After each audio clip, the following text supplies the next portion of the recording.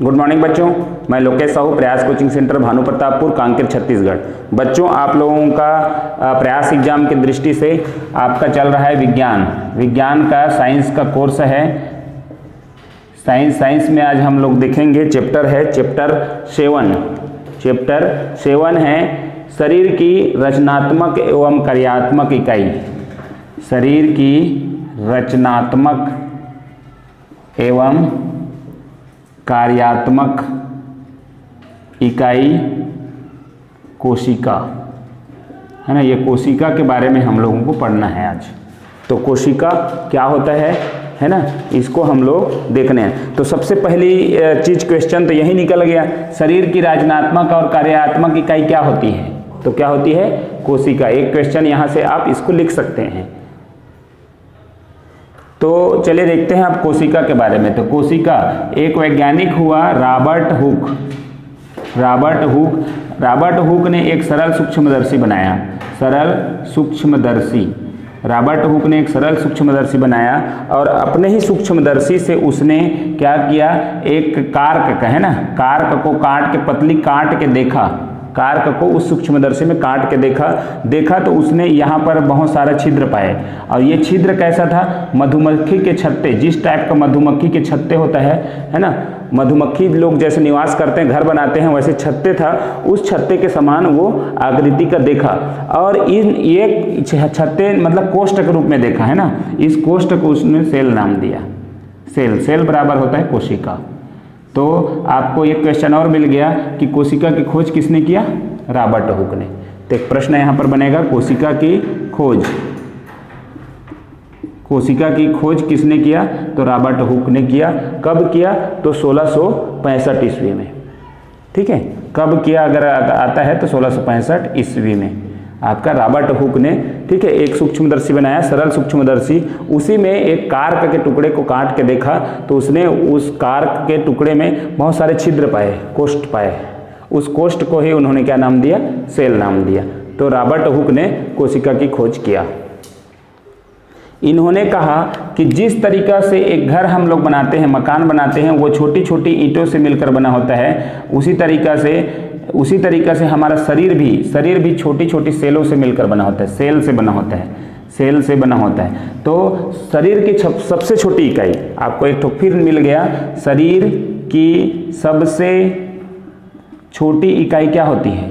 छोटी इकाई होती है कोशिका, है ना। जिस तरीका से घर हमारा छोटे छोटे ईंटों से मिलकर बना होता है, सेल उसको उदाहरण स्वरूप लिया, उसी तरीका से शरीर भी छोटी छोटी इकाइयों से मिलकर बना होता है। तो शरीर की सबसे छोटी इकाई क्या होती है?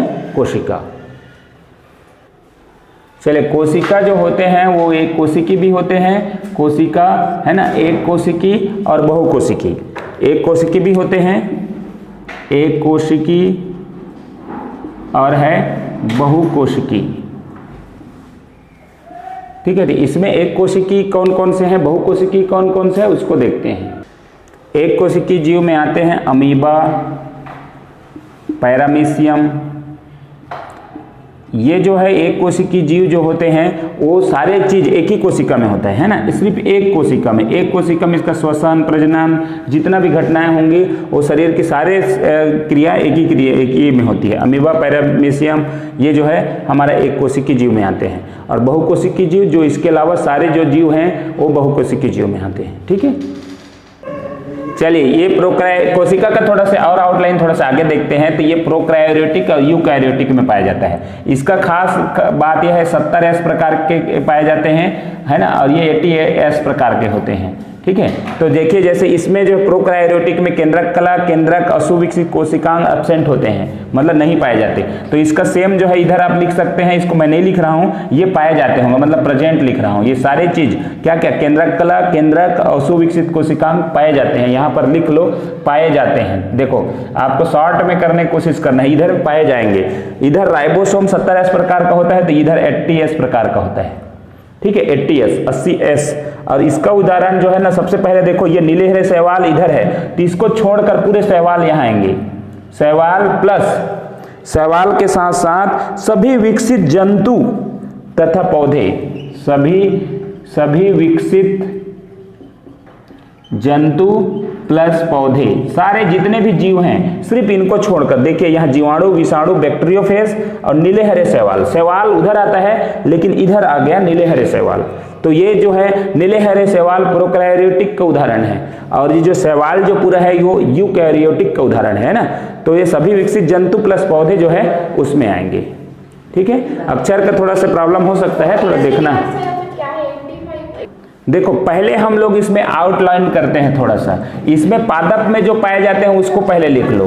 पादप में जो पाए जाते हैं वैक्यूल है ना, वैक्यूल को बोला जाता है रिक्तिका, रिक्तिका ये पादप में ही पाए जाएंगे। दूसरा होगा क्लोरोप्लास्ट, क्लोरोप्लास्ट ये केवल पादप में ही होंगे, क्लोरोप्लास्ट आप दोनों तरीका से लिख लो।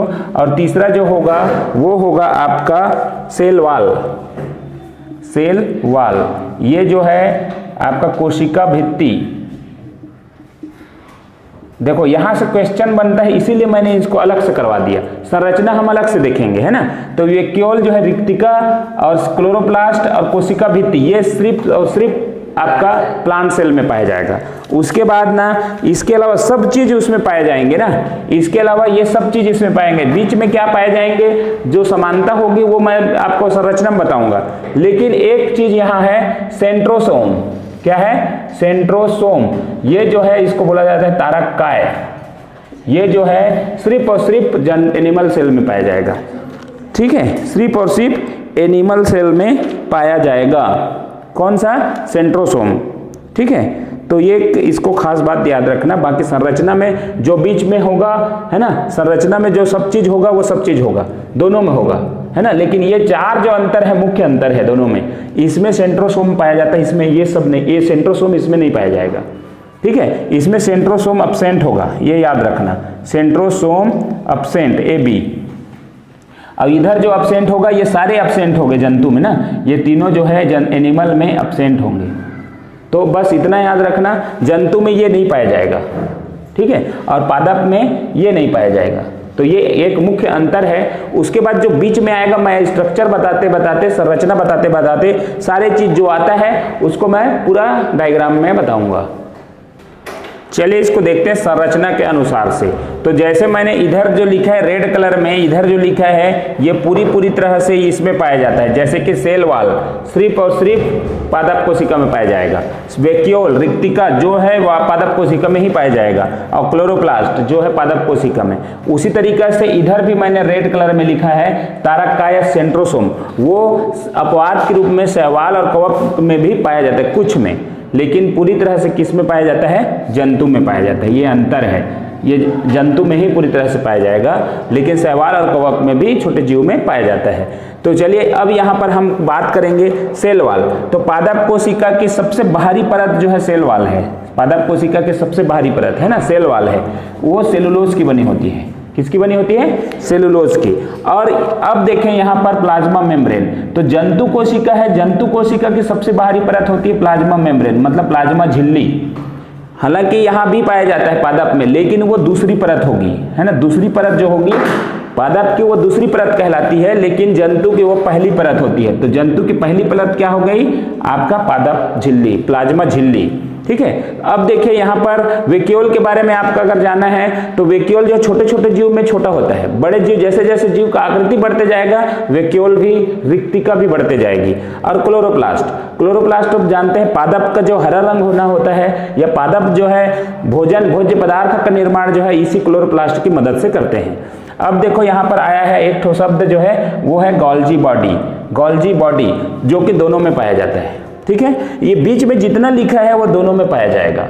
ठीक, तो अभी मैं सिर्फ इसमें सिर्फ आउटलाइन बता रहा हूं, उसके बाद अलग से हम इसको क्या करेंगे, क्या क्या है उसको फिर देखेंगे। साइटोप्लाज्म या कोशिका द्रव्य, तो ये जीव के अंदर कोशिका में जितने भी जंतु कोशिका हो चाहे पादप कोशिका हो उसमें कोशिका द्रव्य पाया जाता है। द्रव्य मतलब तरल पदार्थ, तो ये दोनों में पाया जाएगा।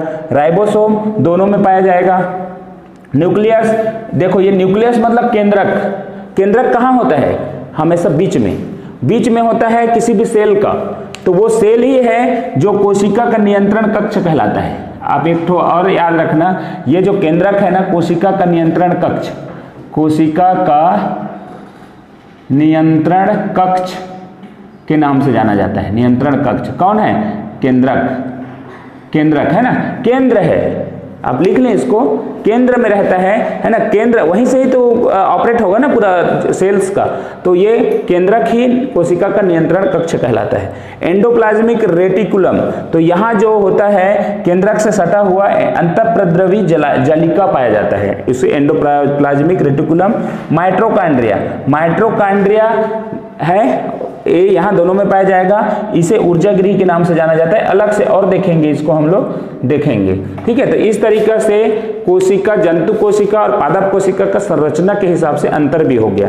आपको अगर पूछा जाए स्कूल लेवल पे तो आप इसको समानता क्या है तो बीच वाले लिखो, अंतर क्या है तो ये 4 जो अंतर है उसको लिख लो, हो जाएगा, ठीक है।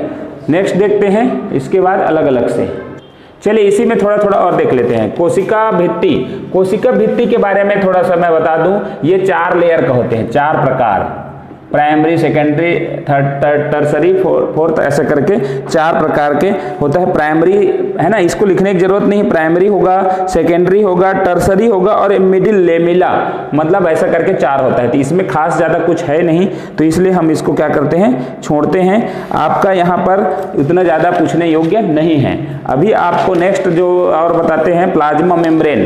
तो ये प्लाज्मा मेम्ब्रेन के बारे में अगर आप देखें तो थोड़ा सा जगह बनाते हुए आप इसको लिखते जाएं, जैसे आएगा है ना, जिस टाइप का आएगा, जैसे प्लाज्मा मेम्ब्रेन के बारे में है तो ये जो है जंतु कोशिका की बाहरी परत मैं बता चुका हूँ। जंतु कोशिका के सबसे बाहरी परत इसमें से क्या है, 4 ऑप्शन दिया जाएगा, तो प्लाज्मा झिल्ली या प्लाज्मा मेम्ब्रेन जंतु कोशिका के सबसे बाहरी परत होती है, ठीक है। और ये जो प्लाज्मा मेम्ब्रेन जो है ना, किसकी बनी होती है, प्रोटीन प्लस वसा की, प्रोटीन और वसा की बनी होती है, प्रोटीन और वसा की बनी होती है, इसको लिख लो, बनी होती है, ठीक है। किसके बारे में हो रही है, प्लाज्मा मेम्ब्रेन, जंतु कोशिका के सबसे बाहरी परत दोनों में पाई जाएगी, लेकिन ये पादप कोशिका के दूसरी परत होती है, ठीक है।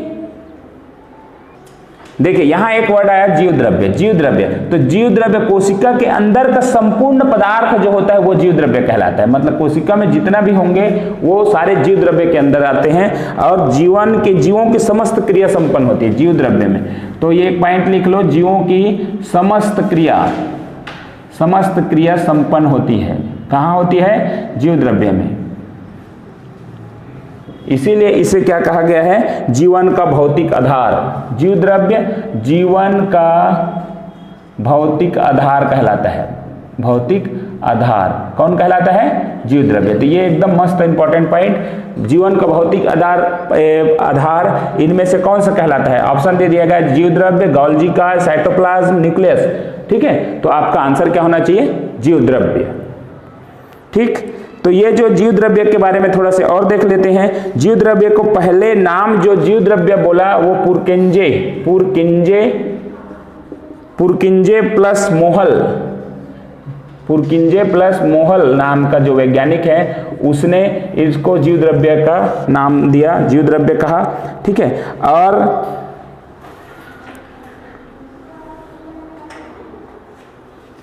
अच्छा, जीव द्रव्य था, जीव द्रव्य को सबसे पहले पुरकिंजे और मोहल ने प्रोटोप्लाज्म कहा था, प्रोटोप्लाज्म, ठीक है, प्रोटोप्लाज्म कहा, इसको प्रोटोप्लाज्म कहते हैं, लेकिन जीव द्रव्य था वो, उसको पहले पुरकिंजे और मोहल नाम के वैज्ञानिक ने प्रोटोप्लाज्म नाम दिया था। तो जीव द्रव्य की खोज किसने किया, एक ही आ गया तो पुरकिंजे तो भी सही है, मोहल भी दे दिया तो भी सही है ना, दोनों दे दिया तो भी सही है, लेकिन अधिकतर पुरकिंजे का नाम आता है। तो यहाँ एक तो वर्ड आया, जीवन का भौतिक आधार क्या कहलाता है, जीव द्रव्य कहलाता है। और ये जीवन का भौतिक आधार जीव द्रव्य कहलाता है, इसको कहा हक्सले नामक वैज्ञानिक ने, हक्सले, ये भी लिख लो, हक्सले ने कहा जीवन का भौतिक आधार जीव द्रव्य होता है। यहीं पर थोड़ा सा हो रहा है तो इसको एडजस्ट करिए। चलिए अब देखो, जीव द्रव्य को 2 भागों में हम पढ़ेंगे, क्योंकि ये पूरे जीव द्रव्य कहला रहा है, अंदर के जितने भी जंतु और पादप कोशिका के अंदर के जीव द्रव्य, उसको हम 2 पार्ट में पढ़ेंगे। एक को बोलेंगे कोशिका द्रव्य, कोशिका द्रव्य, और दूसरा को पढ़ेंगे केंद्रक। तो ये 2 पार्ट में हमको इसको करना है, न्यूक्लियस और कोशिका द्रव्य को क्या बोला जाता है, साइटोप्लाज्म, ठीक है, साइटोप्लाज्म। तो ये जो है ना, इसे कोशिका द्रव्य के अंदर बहुत सारे चीज आएंगे, केंद्रक के अंदर, केंद्रक के अंदर केंद्रक के बारे में पढ़ेंगे। तो ठीक है, अभी कोशिका द्रव्य के बारे में पढ़ते हैं। कोशिका द्रव्य मतलब साइटोप्लाज्म। साइटोप्लाज्म देखो जीव द्रव्य है ये, इसके अंदर जीव द्रव्य के अंदर कोशिका द्रव्य और केंद्रक है ना, तो ये इसको हम लोग क्या कर रहे हैं, बता रहे हैं। चलिए, यहाँ जीव द्रव्य के अंदर कोशिका द्रव्य और केंद्रक। तो कोशिका द्रव्य में क्या क्या पाए जाते हैं उसको लिख लो। कोशिका द्रव्य में पाए जाएंगे आपका खनिज लवण, फिर है पानी, फिर है कार्बोहाइड्रेट, प्रोटीन, वसा, ये सारे प्रेजेंट होते हैं, उपस्थित होते हैं। कहाँ होते हैं, कोशिका द्रव्य में। अब हम लोग देखते हैं केंद्रक में, है ना। तो केंद्रक में क्या क्या पाए जाएंगे,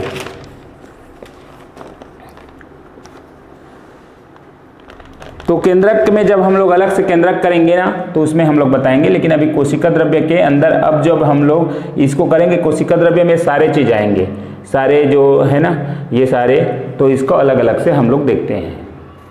तो चलिए, इस तरीका से हमने आप संरचना के हिसाब से जितना कोशिश किया इतना आ गया। अब हम पार्ट 2 इसका करेंगे, जिसमें हम लोग गाल्जी बॉडी, आपका है राइबोसोम्स, एंडोप्लाज्म रेटिकुलम, माइटोकॉन्ड्रिया, इसका अलग से देखेंगे। उसी में हो सके तो केंद्रक भी कर लेंगे।